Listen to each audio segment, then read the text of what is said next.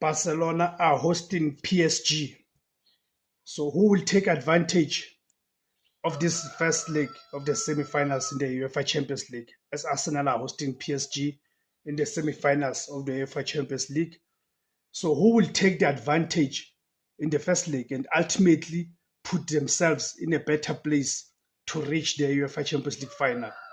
It is between these two teams who have been yearning for the success in the UEFA Champions League.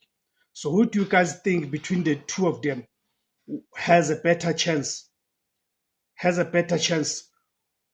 of advancing to the final? And we know the importance of winning the first leg. We don't have to go far. Let us look at the Arsenal themselves. In the quarterfinals, Arsenal in the first leg, they hosted Real Madrid. Arsenal hosted Real Madrid in the quarterfinals.